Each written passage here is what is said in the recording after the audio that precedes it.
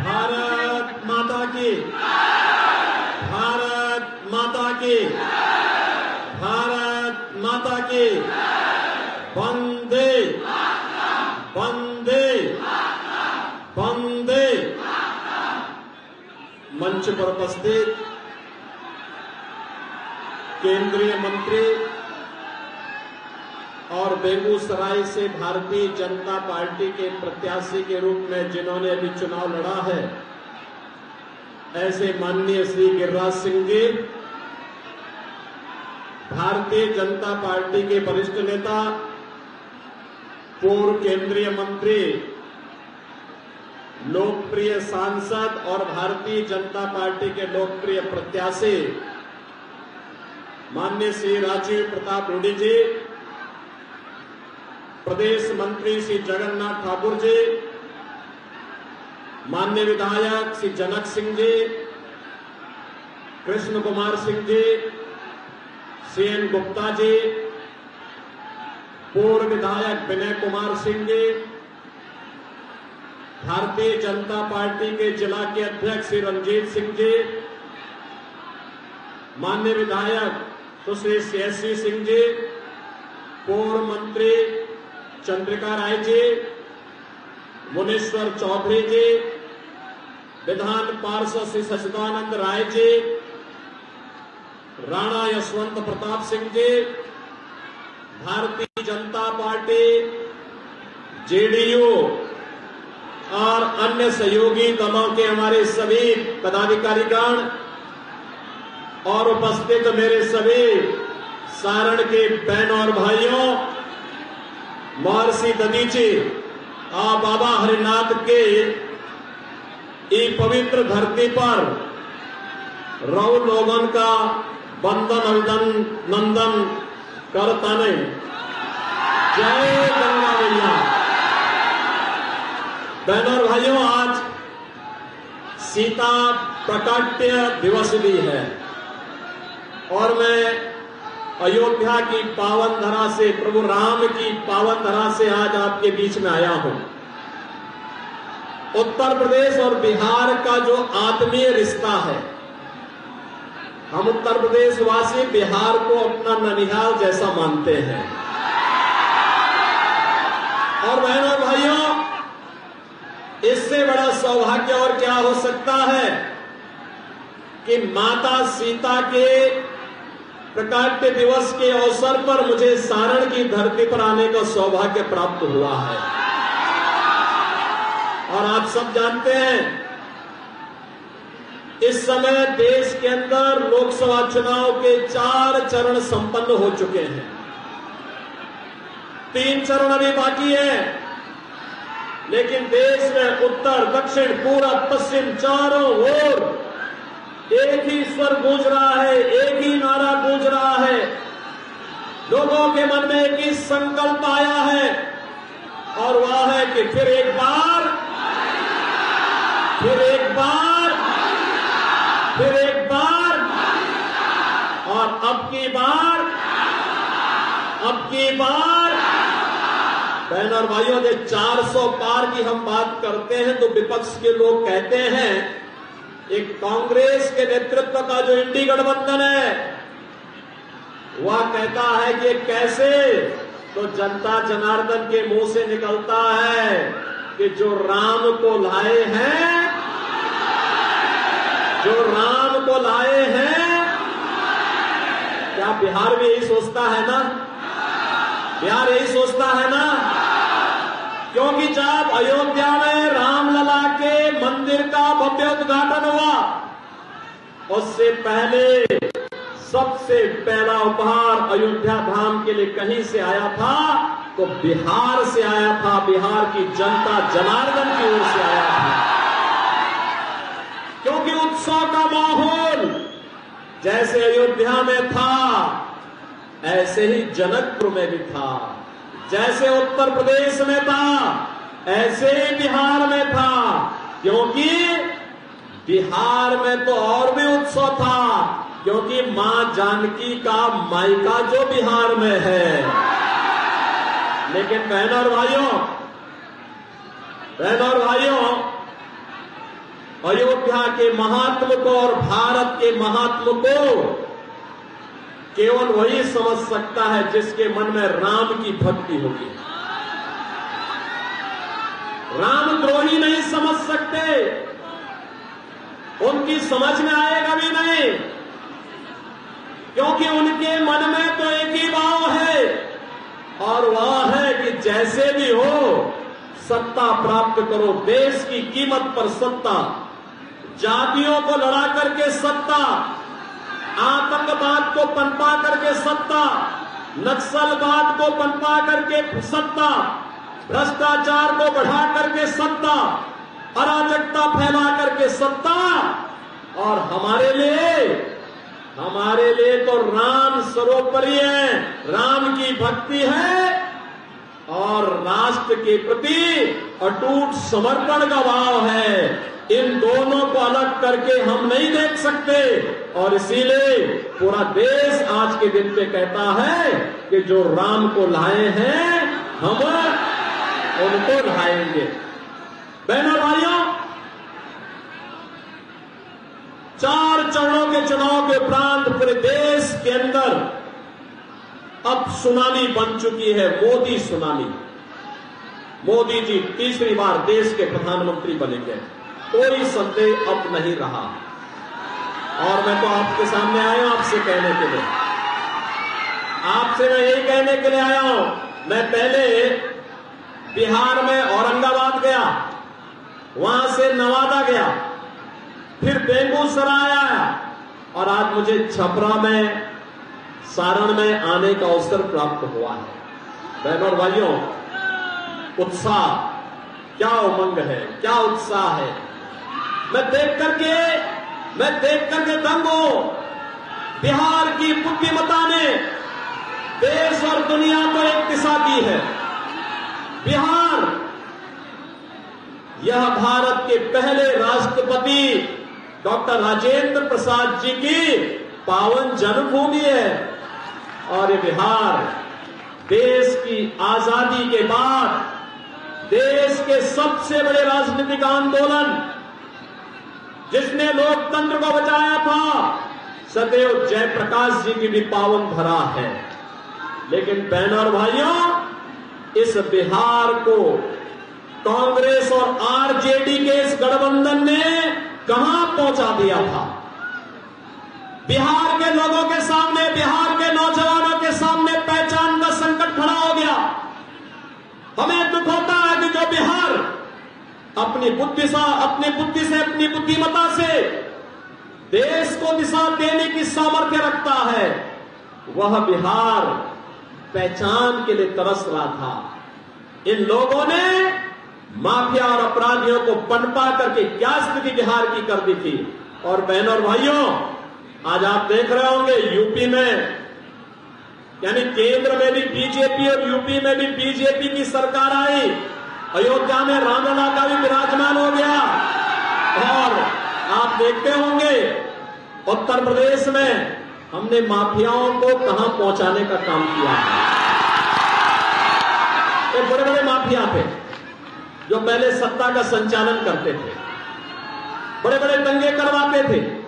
रामनवमी में दंगा, होली में दंगा, दीपावली में दंगा, जन्माष्टमी में दंगा, शिवरात्रि में दंगा, जो भी पर्व है छठ पे दंगा। तो हम लोगों ने भी तय किया, मैंने कहा अगर मुझे मोदी जी ने यूपी की बागडोर सौंपी है तो इन दंगाइयों को रसातल तो जरूर पहुंचाऊंगा। और बहनों और भाइयों, आज आप देखते होंगे अब यूपी में पिछले 7 वर्ष में एक भी दंगा नहीं हुआ, कोई दंगा नहीं, कोई कर्फ्यू नहीं, ये सब समाप्त, दंगा भी समाप्त, कर्फ्यू भी समाप्त, और वहां पर माफिया भी समाप्त। अब महोत्सव होते हैं, महोत्सव, दीपोत्सव अयोध्या में, रंगोत्सव मथुरा में, देव दीपावली काशी में, और आपको अयोध्या में, काशी में, विंध्यवासिनी धाम में जाने का अवसर प्राप्त होता होगा। आज आप देखते होंगे जैसे अयोध्या को ऐसे लग के जैसे त्रेता युग की अयोध्या साक्षात उतर आई हो। बहन और भाइयों, ये कांग्रेस और आरजेडी बिहार को फिर से कहां पहुंचाना चाहती है, किसी से छुपा हुआ नहीं है। जब भारत आज डिजिटल युग में जा चुका है, ये बिहार को लालटेन युग में ले जा रहे हैं। क्या लालटेन युग में ले जाएंगे? क्या ले जाएंगे? क्या? और जो गिरिराज बाबू अभी कह रहे थे, लालू जी क्या कह रहे हैं? भगवान करे वो स्वस्थ रहे। लेकिन मुझे आश्चर्य होता है, वो कहते हैं कि पिछड़ों का सभी आरक्षण मुसलमानों को दे देना चाहिए। ये तो गाली दे रहे हैं जी, संविधान का मखौल उड़ा रहे हैं। बाबा साहब भीमराव अंबेडकर जिस संविधान के शिल्पी थे, जिस संविधान सभा के अध्यक्ष डॉक्टर राजेंद्र बाबू थे, उस संविधान की खिल्ली लालू जी जैसे लोग उड़ाने का काम कर रहे हैं। कहते हैं सभी आरक्षण। बाबा साहब भीमराव अंबेडकर ने कहा था भारत के संविधान सभा में कि धर्म के आधार पर कभी आरक्षण नहीं हो सकता, क्योंकि धर्म के आधार पर देश का विभाजन हुआ था। एक कांग्रेस और आरजेडी या धर्म के आधार पर आरक्षण की घोषणा करके देश के विभाजन के आधार रखना चाहते हैं। क्या आप इसको स्वीकार करेंगे? क्या? और दूसरी खतरनाक चाल इनके द्वारा क्या चली जा रही है? वह चली जा रही है, देखो, गरीबी तो कांग्रेस से लोग हटा नहीं पाए। कांग्रेस गरीबी हटाने का मॉडल देखना हो तो मोदी मॉडल देखो। बहनों और भाइयों, 80 करोड़ लोग फ्री में राशन की सुविधा का लाभ प्राप्त कर रहे हैं देश में, 4 वर्ष से लगातार कर रहे हैं। और कांग्रेस और आरजेडी के समय में गरीब भूख से मरता था, तवा के भाव में दम तोड़ता था।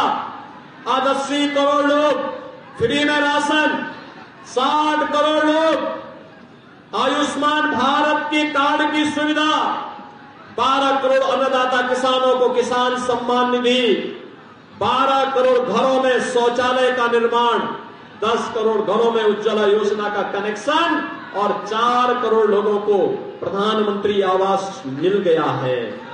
और मोदी जी ने घोषणा की है 70 वर्ष से ऊपर के हर एक बुजुर्ग को प्रतिवर्ष 5 लाख रुपए की स्वास्थ्य की सुविधा उपलब्ध करवाएंगे, फ्री में उपलब्ध करवाएंगे। मोदी जी ने घोषणा की है कि अगले 5 वर्ष में बाकी बचे हुए सभी पात्र लोगों के लिए एक आवास उपलब्ध करवाएंगे। मोदी जी ने घोषणा की है कि हम आने वाले समय में फ्री बिजली उपलब्ध करवाने के लिए हर घर पे सोलर पैनल लगाएंगे और उस पैनल से आप बिजली से पैसा भी कमाएंगे और फ्री बिजली भी प्राप्त होगी। बहनों और भाइयों, जितनी पाकिस्तान की आबादी नहीं, यानी जितनी पाकिस्तान की आबादी है, उससे ज्यादा लोगों को भारत ने 10 वर्ष में गरीबी रेखा से उभार करके एक खुशहाल जीवन जीने की ओर अग्रसर किया है। ये जो पाकिस्तान का राग अलापने वाले लोग हैं ना, उन लोगों से बोलिए कि भाई अगर पाकिस्तान से इतनी ही स्नेह है, इतना ही प्यार है, तो भारत पे बोझा मत बनो, पाकिस्तान जाओ। इनको भी गली मोहल्लों में जाकर के कटोरा लेकर के भीख मांगना पड़ेगा। देख रहे हो 1 किलो गेहूं के लिए वहां क्या छीना झपटी हो रही है। ये तो पाकिस्तान के हाल है। और बहनों और भाइयों, भारत है अपने लोगों को सब सुविधाएं उपलब्ध करा रहा है। ये मोदी जी का मॉडल है। लेकिन इनका मॉडल क्या है? इनका मॉडल क्या है? कांग्रेस क्या कहती है? कहती एक झटके में गरीबी हटाएंगे। कैसे हटाएंगे? क्योंकि दादी ने नारा दिया तो पोता भी वही नारा रख रहा है 54 वर्ष के बाद भी। 1970 में श्रीमती इंदिरा गांधी ने गरीबी हटाओ का नारा दिया था, आज पोता भी वही कह रहा है। जब एक पत्रकार ने पूछा कैसे हटाएंगे, कहा एक झटके में हटा देंगे। कहा कैसे?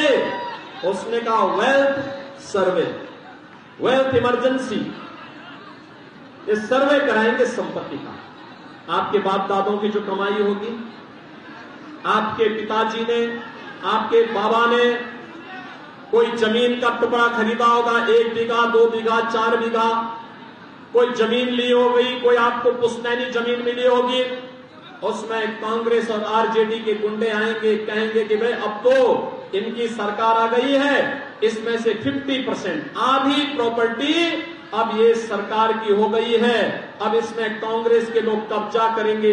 यानी इनके अंदर औरंगजेब की आत्मा घुस गई है, जो जजिया कर लगाना चाहते हैं विरासत टैक्स के नाम पर।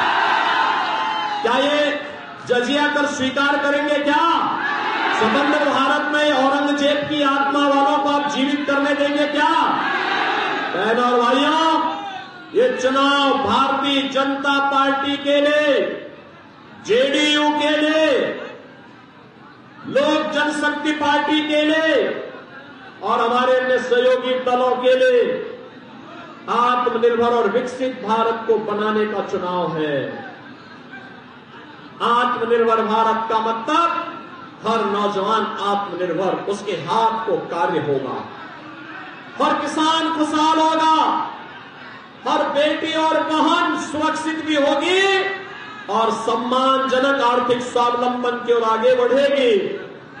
समाज का हर तबका आत्मनिर्भर होगा और विकसित भारत की संकल्पना को आज साकार करने के लिए मोदी जी को तीसरी बार फिर से देश का प्रधानमंत्री बनाना है। और मोदी जी को प्रधानमंत्री बनाना है तो छपरा सारण पर कमल खिलाना है और इसके लिए रूडी जी को भारी बहुमत से विजयी बनाना है। सहमत हैं? सहमत हैं? सहमत हैं? बहनों और भाइयों, पूरा चुनाव तो अब राम भक्तों, राम द्रोहियों के बीच में आ गया है। आ गया है ना? आ गया है ना? देखो क्या कहते हैं सब ये रामद्रोही, कहते हैं राम मंदिर बेकार बना है। कांग्रेस के एक बुद्धिदाता है, कहते हैं राम मंदिर भारत में बनना ही नहीं चाहिए था। तो हमने कहा कहां बनना चाहिए था? कहना था भारत में नहीं बनना चाहिए था। अबे हमने कहा बताओ तो, राम मंदिर अयोध्या में भारत के अंदर नहीं बनता तो कहां बनता? कहता इससे भारत की इमेज खराब हुई है। वाह, हम अपने मुक्तिदाता का, अपने ईश्वर का, अपने इष्ट का मंदिर बनाए, उनकी जन्मभूमि पर बनाए। ये भी कांग्रेस के लोगों को बुरा लगता है, आरजेडी वालों को बुरा लगता है। बहनों और भाइयों, ये देश के लिए स्वयं समस्या है। ये कांग्रेस भी और आरजेडी भी देश के लिए एक समस्या बन चुकी है और इस समस्या से जितनी जल्दी बिहार मुक्ति पाले, देखो यूपी ने तो उस समस्या का समाधान कर दिया है। आपने देखा होगा कांग्रेस के वहां मात्र 2 सदस्य हैं विधानसभा में और लोकसभा में पिछली बार 1 था, इस बार वह भी नहीं रहेगा। लेकिन मैं आपसे कहने के लिए आया हूं, लालू जी के ही शागिर्द उत्तर प्रदेश में भी हैं और उन लोगों को हम लोगों ने एकदम सही जगह पे बिठाया हुआ है कि भाई देखो, बहुत बोलना नहीं है, बहुत करना नहीं है, हलचल बहुत नहीं होनी है, क्योंकि जिन माफियाओं को पहले शागिर्द बनाते थे अब वे जन्नत के नहीं जहन्नुम के अधिकारी बन चुके, जा चुके हैं। अब उनके लिए कोई जगह नहीं बची है, इसलिए अब बहुत ज्यादा उछल कूद करने की आवश्यकता नहीं है। अब तो राम भक्तों, राष्ट्र भक्तों की बारी है और विकसित भारत निर्माण के लिए हम सबको मिलकर के कार्य करना है। आप सभी बिहारवासी भी सहमत है ना? सारण और छपरावासी भी सहमत है ना? नए भारत का नया बिहार बनाना है ना? तो इसके लिए एक सीट जीतना होगा और इसके लिए छपरा और सारण लोकसभा सीट पर राजीव प्रताप रूडी जी को चुनाव विजयी बना के भेजना होगा। बना के भेजेंगे, घर घर जाएंगे, एक एक वोट को मतदान केंद्र पे लेके जाएंगे, किसी के बहकावे में तो नहीं आएंगे। और सबको बोलेंगे ना कि जो राम को लाए हैं, जो राम को लाए हैं। बहनों और भाइयों, आप सब ने जो उत्साह दिखाया है, मैं आप सबका हृदय से अभिनंदन करता हूं और आप सबसे अपील करता हूं कि भारतीय जनता पार्टी के सुयोग्य प्रत्याशी, लोकप्रिय प्रत्याशी, वरिष्ठ नेता राजीव प्रताप रूडी जी को भारी बहुमत से विजयी बनाने की अपील आप सबसे करता हूं। आप सब मेरे साथ बोलेंगे, भारत माता की